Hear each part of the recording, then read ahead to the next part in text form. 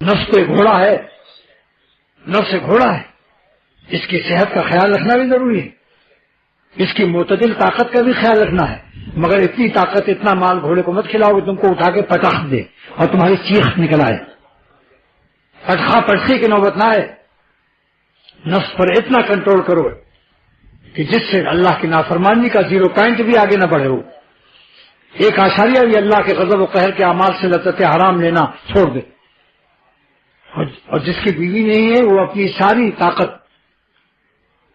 کیونکہ اس کے پاس حلال محل نہیں ہے، لہذا اس کو اپنے نفس کو غذا کم دینی چاہیے، اور اگر بغیر کھائے منہ کا مجرم ہے، زبان کا ذائقہ چٹخورا ہے، زبان کا چٹخورا ہے، بغیر سموسہ کباب اس کو کھانے نہیں کھایا جاتا، اس سے تو کھائے، کیونکہ عبادت بھی کرنا ہے، اس کو دین کا کام بھی کرنا ہے، مگر اپنے نفس کو مغلوب رکھنے کے لیے اچھے ماحول میں رہے اور گناہوں کے ماحول سے دور رہے۔ جس چوہے کے پاس بل نہ ہو وہ چوہا بل کے قریب بھی نہ رہے، ورنہ اس کا مستقبل خراب ہو جائے گا۔ پھر کیا کرے؟ بل کے قریب نہ رہے تو کہاں جائے؟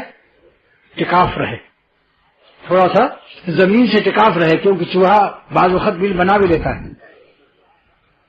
یہ بل ساز بھی ہے، لہذا زمین سے دور رہے۔ کیا مطلب؟ اتنا زیادہ اللہ کو یاد کرو کہ قلب کے لحاظ سے آپ ٹکاف رہیں، اللہ تعالیٰ سے مقرر رہیں، آپ کا دل خدا کے پاس رہے اور جسم مخلوق کے پاس رہے،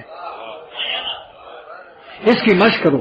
اس کے لیے اتنا زیادہ اللہ والوں کے ساتھ رہنا فرض ہے، بنیت اخلاص و ارادہ، اتنا زیادہ اللہ سے تعلق حاصل کرو، اللہ والوں سے اتنی قوی تجلی حاصل کرو کہ جس سے گناہ چھوٹ جائیں اور اللہ تعالیٰ کی نافرمانی میں ایک سانس بھی نہ گزرنے پائے۔ یہ ہے اولیاء صدیقین کی منتہا، اس سے آگے پھر کوئی ولایت نہیں ہے کہ جس بندے کی ہر سانس اللہ پر فدا ہو اور ایک سانس بھی اللہ کو ناراض کر کے حرام لذت سے، غیر شریفانہ نامناسب حرکات سے محفوظ رہتا ہو، اپنی شرافت کو اپنے نفس کی ڈیمانڈ پر مثل سانڈ کے اپنی شرافت کو داؤں پر نہ لگاتا ہو لذت حرام کی وجہ سے۔ تو یہ بتاؤ کہ اللہ تعالیٰ ارحم الراحمین ہے یا نہیں؟ تو جو گناہ چھوڑنے کا غم اٹھائے گا اور دل ٹوٹتا رہے گا، خون آرزو سے دل ٹوٹے گا یا نہیں؟ آرزو حرام کے توڑنے سے دل ٹوٹے گا یا نہیں؟ تو ٹوٹے ہوئے دل، زخم کھائے ہوئے دل، حسرت زدہ دل پر اللہ کو پیار نہ آئے گا کہ یہ وہ دل مبارک ہے جو میرے لیے غم اٹھاتا ہے۔ سبحان اللہ۔ بعض دل ہیں مگر معشوقوں کے لیے غم اٹھاتے ہیں، ان کے لیے تارے گنتے ہیں، یہ وہ دل ہے جو اللہ کے لیے تارے گنتا ہے، یہ وہ دل ہے جو ہمارا غم اٹھاتا ہے۔ اللہ پیارا، اس کا راستہ پیارا، اس کی راہ کا غم پیارا، اس کی راہ کا راہبر پیارا، اس کی راہ کا سالک بھی پیارا، ان کے راہ کے کانٹے بھی پیارے ہیں، سارے عالم کے پھولوں سے بہتر ہیں۔ اگر گناہ چھوڑنے میں تھوڑا سا غم اور زخم حسرت اور آپ کی دل میں بے چینی آتی ہے تو اس پر 1 کروڑ چین حرام قربان ہو جائے۔ اس بے چینی حلال پر، جو بے چینی اللہ کو پیار کے قابل ہے، جس بے چینی پر خدا کو پیار آتا ہے اور خدا کا چما بوسا نصیب ہوتا ہے، ازلب نادیدہ صد بوسا رسید، یہ معرومی کا نہیں ہے، اختر کا ہے کہ وہ لفظ جو دکھائی نہیں دیتے، عالم غیب سے اللہ کا پیار و چما ملتا ہے قلب کو۔ ازلب نادیدہ صد بوسا رسید، منچے گوئن روح چے لذت کشید، میں نہیں کہہ سکتا کہ روح کو کتنا مزہ آتا ہے گناہ چھوڑنے کے غم میں جب اللہ پیار لیتا ہے، حسرت، اور جس حرام لذت پر خدا کی لعنت و غضب برستی ہے۔